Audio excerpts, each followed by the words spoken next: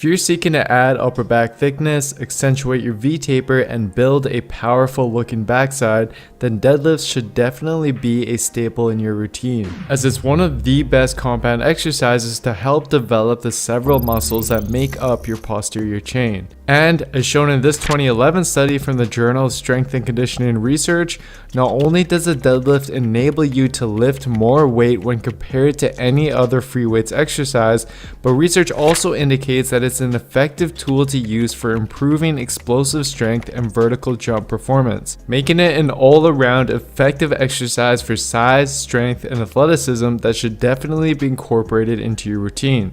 However, despite the seemingly straightforward movement pattern of the deadlift, if you want to maximize its effectiveness while reducing your risk of injury, then there's a lot more that goes into it than simply picking a weight up off the floor. And chances are, if you haven't been coached well on how to properly perform the deadlift, then there's a high probability that you're making a mistake or two. For example, if you can't spot at least 2 of the mistakes I'm making here, then chances are you're likely doing one of them.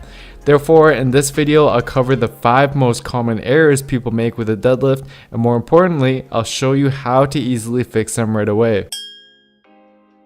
One of the most common errors people make with the deadlift is essentially turning it into a squat movement pattern, which is mistakenly done by positioning the hips too low and maintaining an upright back during the setup. And this is problematic because when the hips are positioned too low, your body is placed behind the bar to a greater extent, which both creates unfavorable leverages that causes more stress on the lower back, and it decreases the amount of weight you can lift, since your center of gravity isn't placed in an optimal position. So instead, what you want to do is when you're in the starting position, focus on the following 2 key points.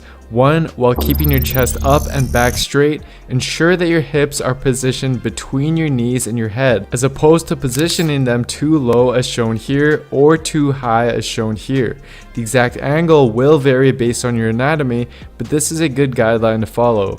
And 2, ensure that the bar is positioned directly underneath your scapula. If your hips are too low, you'll notice that the bar is now positioned in front of the scapula, which is just an indication that you should readjust your hip position. Sticking to